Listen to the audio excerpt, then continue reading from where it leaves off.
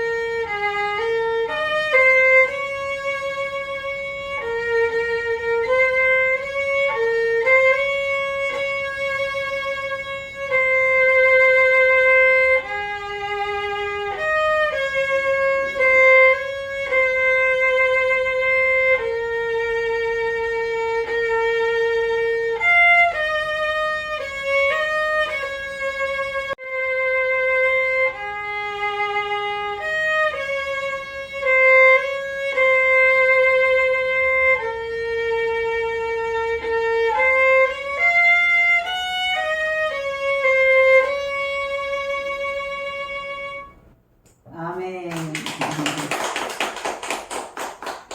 감사합니다. 오늘 신명기 말씀 18장 15절 말씀인데요. 우리가 예수님을 모르면 신적 권능의 어떤 비범한 선지자를 찾아다니다가 결국 미혹의 길에 빠지게 됩니다. 하지만 예수님처럼 우리 평범한 형제로 찾아오셔서 예수님께서 가르쳐 주시는 그 하나님의 신정, 속성, 방법, 그것을 알게 되면 하나님을 더 친밀하게 경험하게 됩니다. 오늘 말씀을 통해서 평범한 형제로 찾아오신 예수님을 여러분 만나시게 되기를 축원드리며 말씀 읽도록 하겠습니다. 합독하겠습니다. 시작. 내 하나님 여호와께서 너희 가운데 내 형제 중에서 너를 위하여 나와 같은 선지자 하나를 일으키시리니 너희는 그의 말을 들을지니라. 평범하게 찾아오신 우리 예수님이십니다. 그런데 이 세상 사람들은요, 사람의 외모를 통해서 사람을 판단합니다.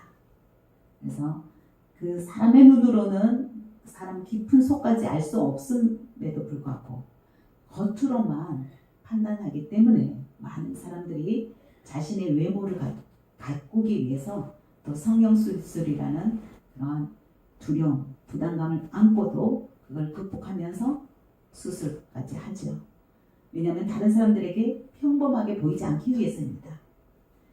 왜냐하면 현대인에게는 평범 그 자체가 경쟁력이 없기 때문입니다. 남보다 뛰어나려면 경험이나 외모나 능력에서 남들보다도 좀 비범해야 돼요. 그래서 다른 사람보다 더 뛰어나고 더 훌륭하고 더 위대해지려고 굉장히 노력합니다. 평범하거나 또 그 이하가 되면 현대에서는 경쟁력이 없습니다. 그래서 사람들은 내면의 깊은 그 가치를 알지 못하고 그 사람의 정체성을 알지 못하고 오히려 사람의 외모, 말투, 능력, 학벌, 혈연, 지연 이것을 가지고 평가하려고 듭니다. 그러나 사실은 사람을 평가하는 데 있어서 그 외부적인 요인은 아주 작은 부분입니다. 그런데 많은 현대인의 사람들이 그 외부적인 조건으로 깊은 내면의 아주 소중한 가치를까지도 평가하려고 드는 잘못을 되풀이합니다. 그러다 보니까 결혼도 실패하게 되죠. 사업도 심지어 자녀 교육까지도 실패하는 잘못을 저지릅니다. 왜냐하면 소중한 사람을 잃어버림으로써 그런 안타까운 실패를 경험하게 되는데요. 오늘 본문에서는 모세가 앞일에 대해서 예언하고 있습니다. 여러분 잘 알다시피 모세도 선지자입니다. 아주 위대한 이스라엘의 선지자입니다. 아주 뛰어난 선지자이기는 하지만 그 역시 인간입니다. 그런데 모세가 앞으로 오실 메시아에 대해서 예언하고 있습니다. 한번 다시 보겠습니다. 내 하나님 여호와께서 너희 가운데 내 형제 중에서 너를 위하여 나와 같은 선지자 하나를 일으키시리니 너희는 그의 말을 들을지어다. 이 메시아가 바로 내 형제 중에서 일으키신다. 여호와께서 일으키신다고 예언하고 있습니다. 다시 말해 오실 메시아가 형제와 같다. 우리와 별 차이가 없다. 사람이다. 라고 얘기하고 있는 것입니다. 나와 같은 선지자다. 라고 모세는 정확히 말하고 있습니다. 여러분 여기서 선지자 하나 이런 것은 많은 선지자들 중에 한 분이 뜻이 아니라 선지자 하나는 유일한 메시아를 의미합니다. 오직 메시아 한 분을 의미하는 예언적인 말씀입니다. 앞으로 오실 메시아는 신적인 능력, 권능으로 이 땅에 오시는데요. 그런데 어떻게 모세가 감히 그 메시아가 자기를 닮았다고 말할 수 있을까요? 천지를 창조하신 전능한 하나님께서 어떻게 인간의 모습으로 모세와 같은 모습으로 이 땅에 오신다고 주장할 수 있을까요? 예수님이 오시기 1500년 전입니다. 모세는 그 예수님이 바로 자신과 같은 선지자의 모습으로 오신다고 예언하면서 자신의 모습과 외형을 빗대어서 예표하고 있습니다. 그러나 그 당시 이 말은 굉장히 위험한 말입니다. 많은 이스라엘 백성에게 돌맞을 말입니다. 이것은 예수님, 메시아가 자신과 같다라고 자신과 인간과 동일시하는 그것은 바로 신성 모독의 죄를 짓는 아주 큰 일이기 때문입니다. 그럼에도 불구하고 모세는 선지자로서 다음과 같이 예언하고 있습니다. 여러분, 태초에 우리 하나님이 천지를 창조하실 당시에는 하나님과 인간은 아주 긴밀한, 친밀한 혈육의 관계처럼 끈끈한 그런 관계였습니다. 수시로 대화하죠. 수시로 만나죠. 또 저녁에 바람 불 때 정해진 시간에도 찾아오시죠. 이처럼 형제와 같이 친밀하게 다가오시는 그 하나님을 무시하기 시작합니다. 오히려 하나님보다 더 뛰어나고 싶은 죄의 유혹에 빠지면서 타락하게 됩니다. 이렇게 인간이 타락하게 되니까 더 이상 하나님과 가까운 관계가 유지되지 아니하고 금이 가기 시작합니다. 파괴되기 시작합니다. 더 이상 하나님은 타락한 인간과 함께 하실 수가 없는 거룩한 분이시기에 더 이상 인간과 교제할 수 없게 되었습니다. 점점 하나님과 인간은 멀어지게 된 것이죠. 바로 죄가 들어오면서 하나님과 멀어지고 하나님과 외면하며 쫓김당하는 타락한 존재로 전락하였습니다. 이제는 더 이상 하나님과 친밀한 형제의 관계가 아니라 오히려 창조주와 또 피조물, 심판관과 바로 검사와 피고인의 관계로 전락하게 된 것입니다. 이것이 바로 아주 가슴 아픈 현상입니다. 죄로 인하여서 우리가 겪게 되는 너무나 가슴 아픈 일입니다. 그런데 오늘 본문을 통해서 모세는 오실 메시아에 대해서 분명하게 예언하고 있는데요. 오늘 본문 말씀은 사실 주경신학에서도 매우 중요한 부분이 있고요. 논란이 있는 부분이기도 합니다. 어려운 부분입니다. 하지만 모세는 앞으로 오실 메시아에 대해서 말로서 구체적으로 예언하고 설명하고 있습니다. 뭐라고 설명하고 있죠? 오실 메시아는 선지자의 모습으로 오신다는 거예요. 앞으로 일어날 일에 대해서 말하는 선지자라는 거예요. 근데 그 선지자가 바로 하나님의 속성, 방법, 심정에 대해서 백성들을 가르치고 깨우치고 알게 해주는 그런 선지자로 오신다는 거예요. 단순히 어떤 미래를 점치는 예언가로 전쟁이로 오시는 것이 아니라 바로 이 선지자는 잃어버린 하나님 아버지에 대해서 그 아버지의 깊고 크신 사랑과 은혜와 또 아들을 잃어버린 그 안타까운 마음, 그것을 전달하고 자세히 가르쳐 주시는 역할로 오신다는 겁니다. 물론 모세도 선지자고 이사야, 예레미야, 엘리야 다 선지자입니다. 그런데 유독 예수님도 선지자의 모습으로, 인간의 모습으로 오시기는 하지만 다른 선지자들하고 다른 분이십니다. 다른 특성을 갖고 있습니다. 왜? 그분은 놀라운 신성을 갖고 계십니다. 그러나 전지전능하신 하나님이신 놀라운 신성을 가진 분이시면서도 어떻게 왔다?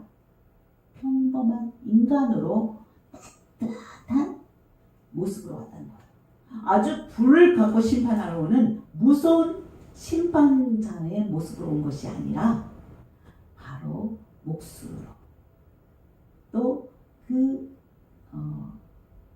가늠하여서 돌로 쳐 죽임 당할 뻔한 그 여인 옆으로 다가오는, 죄 없는 자가 돌로 치라 하면서 그 여인을 보호해주는, 마치 오빠와 같이 한 가족같이 형제 자매와 같은 모습으로 이 메시아가 땅에 구원자로 나타날 것을 예언하고 있다는 것이 다른 점입니다. 예수님은 마치 어떤 인류를 구원하는 메시아로 이스라엘 백성이 기대하였던 모습으로는 오지 않았습니다. 온몸에 갑옷을 두르고 아주 손에 칼을 쥐고 마치 영화에 나온 아이언맨처럼 그런 철갑을 두른 그런 무시무시한 강한 모습으로 나타나지 않으셨다는 겁니다. 그분은 아주 평범한 인간의 모습으로 오시는데 바로 친구처럼, 형제처럼, 오빠처럼 그렇게 따스한 모습으로 오실 것을 예언하고 있다는 것입니다. 그렇습니다.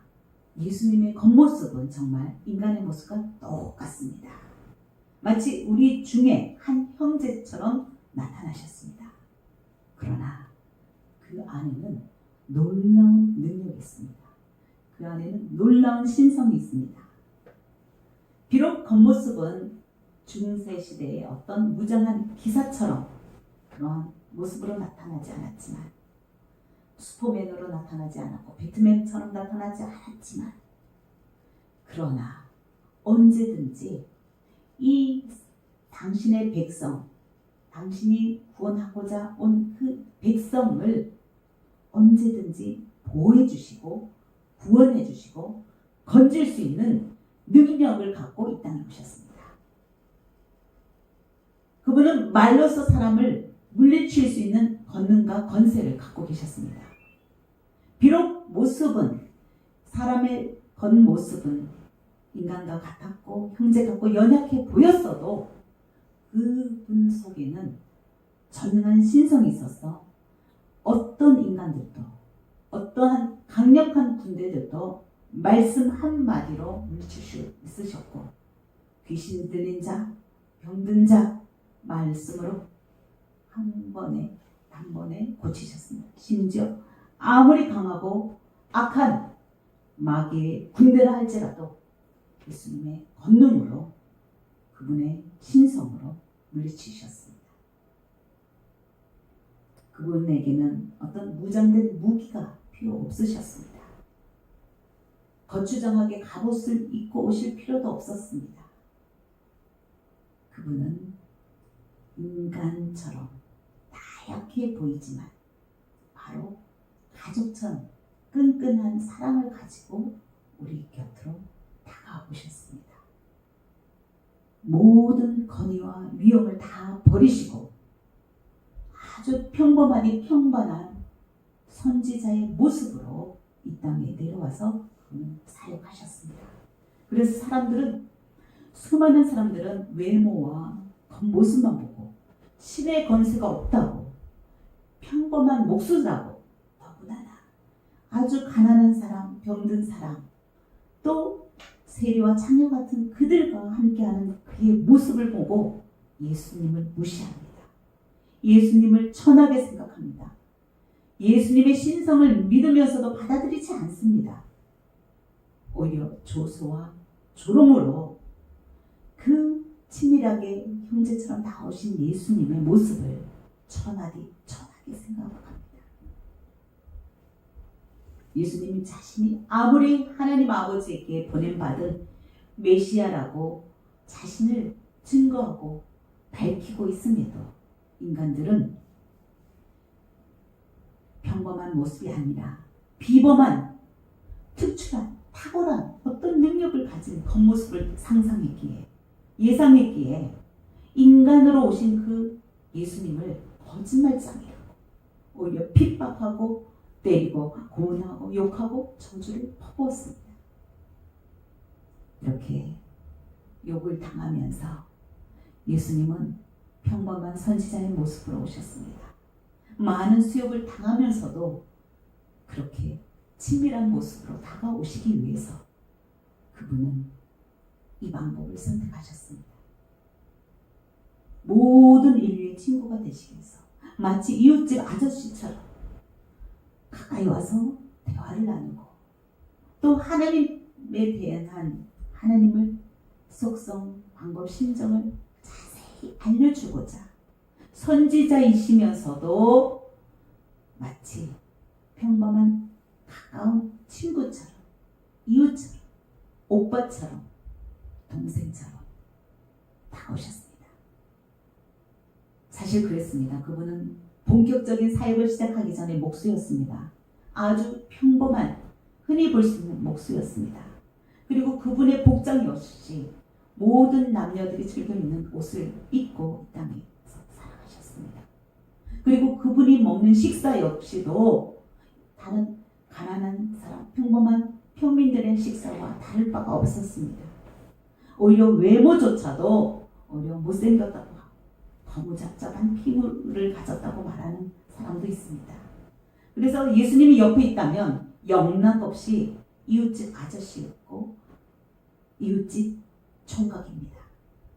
그러나 그분은 그렇게 친밀하고 친근하게 다가오셔서 어린 아이들도 다가갈 수 있도록 자신을 오픈하셨습니다. 예수님의 모습은 괴물도 아니고 아이언맨도 아니고 어떤 권위 있는 그 황제의 모습도 아니었습니다.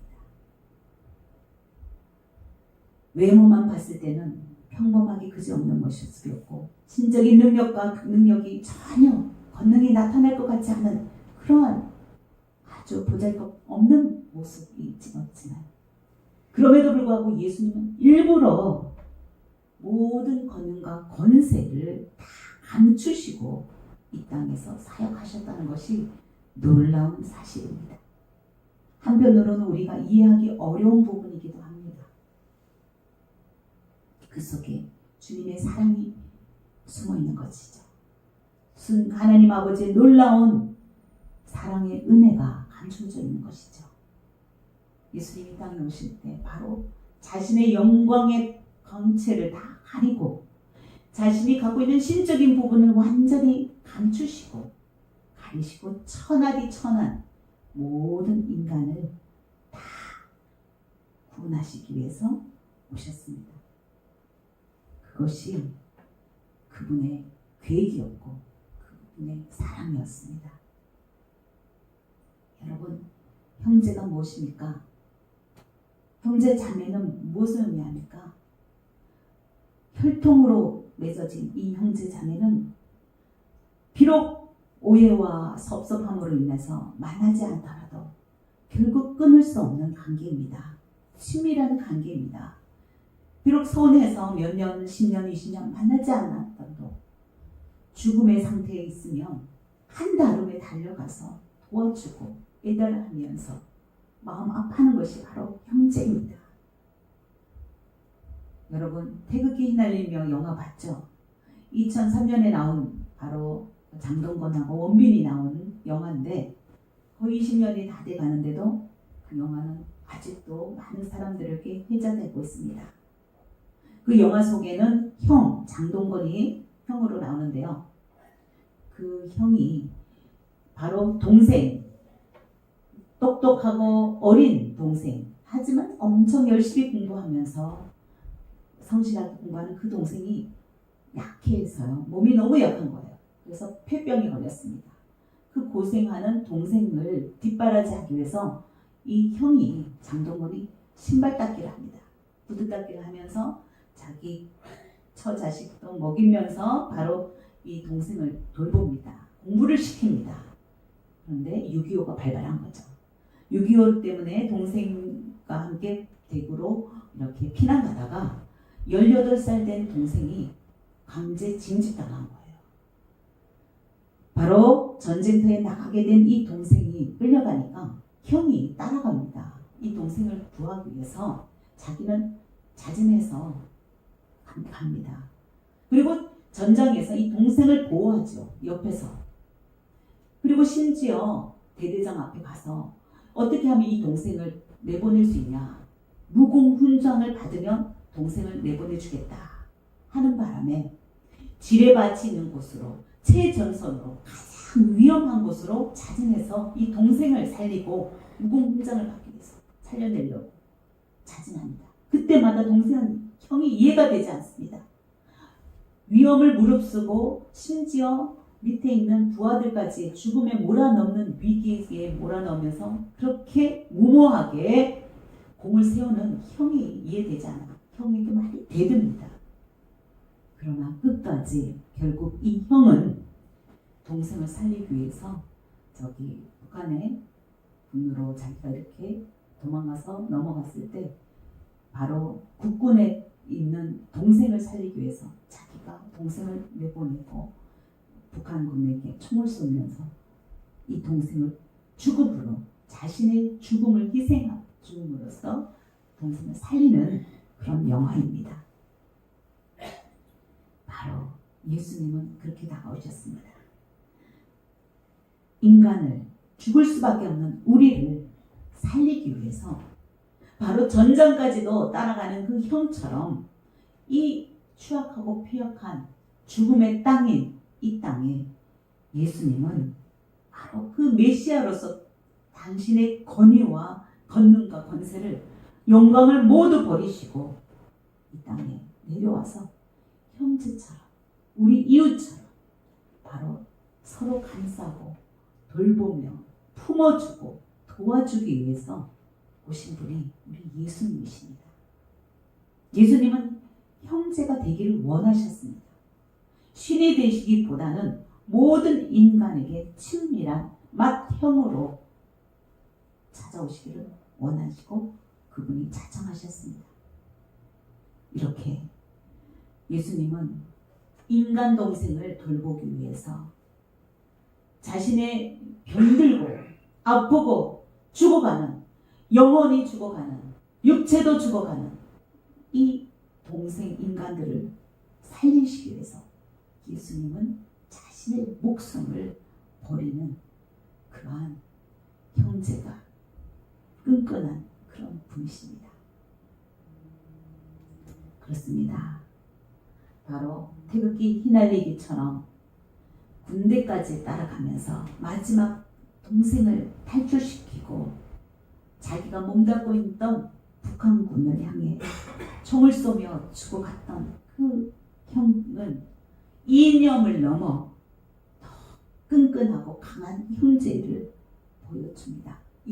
이 영화는 실화를 바탕으로 한 것이고 거기에서 영감을 받아서 감독이 만든 것인데 인간도 하물며 이런데 바로 예수님은 이러한 모든 인간의 연약함과 죄악성을 보고 그대로 도외시하고 외면하실 수가 없으셨던 것입니다.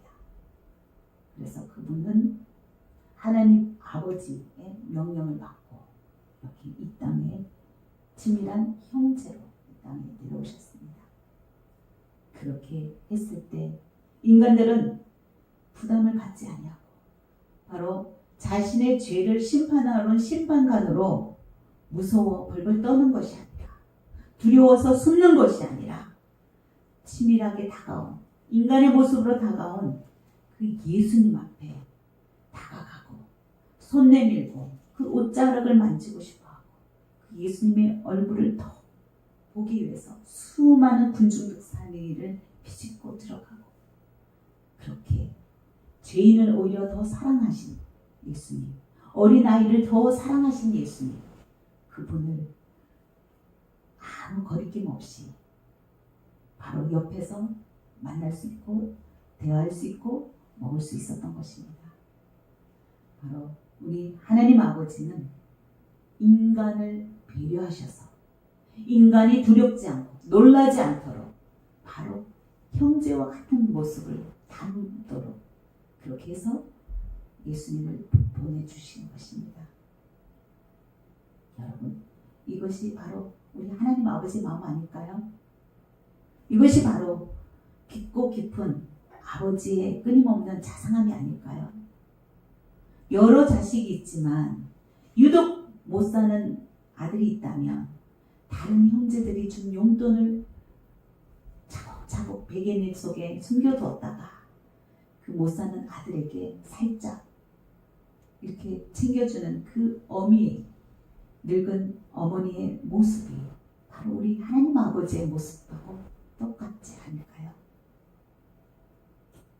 바로 하나님은 모세에게 앞으로 오실 예수님이 평범한 사람의 모습이고 마치 형제처럼 따스한 모습으로 오실 것을 알려주고 계십니다. 한 번 더 읽도록 하겠습니다. 내 하나님 여호와께서 너희 가운데 내 형제 중에서 너를 위하여 나와 같은 선지자 하나를 일으키시리니 너희는 그의 말을 들을지어다. 그렇게 오실 메시아는 바로 신성을 갖고 계시면서도 평범한 인간을 그렇게 무시하지 아니하시고 그 전령하고 위에 군림하지 아니하시고 바로 동등한 위치로 아니 오히려 더 낮은 위치로 오셔서 섬기는 모습으로 우리 인간을 바로 구원하신 구원자이십니다. 그러한 모습으로 오셨습니다. 여러분, 이 추석 기간에 형제 자매를 만날 때 마음이 편하셨습니까? 마음이 기쁘시고 행복하셨습니까? 꼭 그렇지만은 않은 것 같아요. 사랑하는 사람일수록 가까운 사람일수록 그 사랑이 너무나 커서 때로는 그 마음속에 있는 그 사랑을 전달할 그 기술과 방법을 알지 못해서 오히려 그 사랑이 지나쳐서 투명하게 너 왜 이 병에 걸렸어? 왜 이렇게 힘들게 살아? 너 그렇게 살지 말라고 그랬잖아 하면서 핀잔을 주고 또 다 다듬어지지 않은 언어로, 행동으로 상처를 주는 바람에 형제들이 모이기는 했지만 마음 한가운데 서로 사랑하면서도 서로 애증을 갖고 미워하고 오해하고 다투는 그런 모습을 보게 됩니다. 믿는 사람, 믿지 않는 사람이 만나서도 다툼이 있겠지만 믿는 형제들끼리 만났는데도 부모님 앞에서 때로는 오해를 하고 때로는 부모님 마음을 힘들고 어렵게 하는 경우가 많았습니다. 하지만 예수님처럼 낮아지십시다. 예수님처럼 좀 더 친근하게 다가가십시다. 우리가 상처받은 것 나중심적으로 생각하지 말고 하나님의 놀라운 신성을 모두 버리시고 그분이 인간에게 맞춰주시기 위해서 가장 가난한 모습으로 가장 천한 모습으로 다가오신 것처럼 우리 형제 자매들에게 때로는 우리가 사회적 성공을 하지 않았어 너무 평범해 보일지라도 또 때로는 너무 친근하게 다가가서 무시당할지라도 때로는 우리가 너무 부드럽게 다가가서 너무 연약한 것 같아 또 때로는 그들에게 조롱과 모욕과 구박을 받을지라도 우리가 좀 더 친근하게 좀 더 우리를 낮은 모습으로 찾아가서 그들을 섬기는 자가 되어야 되겠습니다. 그리고 하나님 아버지의 사랑을 알려주는 자, 형제 자매들에게 예수님이 찾아오신 그 모습 그대로 다가가서 하나님의 끊임없는 충만한 은혜를 맛보며 따뜻한 그 마음이 전달되도록 해주는 것이 우리 예수님에게 받은 그 은혜를 받는 것이 아닐까 싶습니다. 그렇습니다. 우리 성도님 한 분 한 분들은 주님 하나님 뜻대로 행하는 자이고 하나님 뜻대로 행하는 자는 하나님의 제 자녀 예수님의 형제 자매라고 했습니다.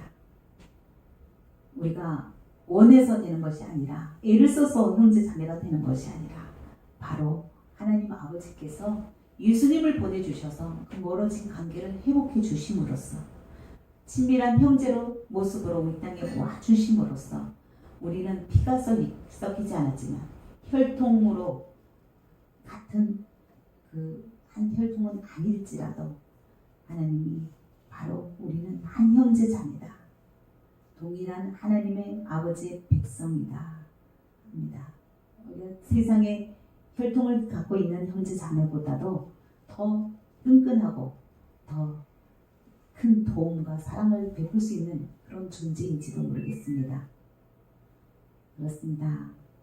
우리 예수님이 맏 형제가 되어서 그의 살과 피를 어디 흘려주셔서 어떤 상황에서도 끊을 수 없는 어떤 고난과 핍박도 끊을 수 없는 천국 가족으로 우리 끈으로 한 가족으로 묶어주셨잖아요. 이 하나님이 맺어주신 그 형제 자매의 끈끈한 그 형제를 우리가 소중히 여겨야 되겠습니다. 정말 힘든 사람이 있습니까? 아픈 사람이 있습니까? 또는 좌절감이나 자존감이 낮아서 또는 우울증으로 고생하는 사람이 있지 않습니까? 그들에게 다가가십시다. 그들에게 관심을 가지십시다. 이번 추석 기간에 저도 이렇게 가까운 분들, 찾아뵙지 못했던 분들, 그런 분들을 찾아뵙는데요. 쪽집게 무당 어르신이라든지 이렇게 건너편 호프나라 여기 또 저쪽에 마드나 호프 그런 곳도 일일이 찾아가서 떡을 전했는데 너무나 좋아하시는 거예요. 반가워하시더라고요.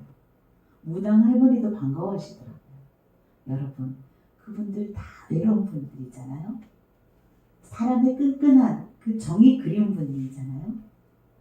형제가 있어도 가족이 있어도 부모가 있어도 친구가 있어도 정말 하나님의 끈끈한 사랑을 느낄 수 있는 자는 예수 피로 한 형제 된 자만이 그것을 느낄 수 있습니다. 예수 피를 같이 마신 자만이 예수의 살을 먹은 자만이 그 사랑을 전달해 줄 수 있습니다. 여러분, 한 가족이 되십시다. 예수 피로, 예수 살로 우리 안에 예수님이 온전히 거하실 수 있도록 우리가 날마다 그 예수님 곁으로 나아가십시다. 이상으로 말씀 마치고 기도하겠습니다. 하나님 감사합니다. 비범한 신성을 가리시고 가장 평범한 모습으로 이 땅에 와주셔서 감사합니다. 맏형으로 가족으로 친밀하게 찾아와 주셔서 감사합니다. 하나님, 우리가 외모로 판단했습니다. 겉모습으로 판단하고 예수님을 핍박하고 예수님을 조롱하고 때렸습니다. 하나님 용서하여 주시옵소서.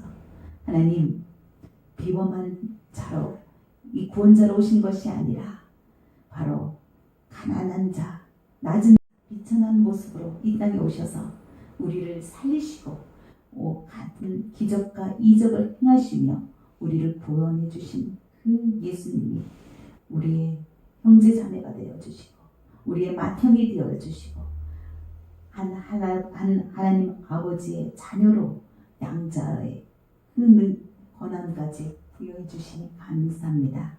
하나님, 이 자리에 함께하지 못한 임마누엘 성도님들이 있습니다. 그러나 그들도 하나님 가족으로 하나님의 사랑으로 묶여진 끈끈한 공동체이오니 사랑의 공동체이오니 하나님 그들을 삼겹줄로 묶어 주시옵소서. 하나님 주님의 사랑을 깊이 친밀하게 또 따뜻하게 전할 수 있는 주님의 제자, 주님의 자녀, 주님의 형제 자매 다 될 수 있도록 축복하여 주시옵소서. 하나님 감사드리며 살아계신 예수 그리스도 이름으로 기도드렸습니다. 아멘.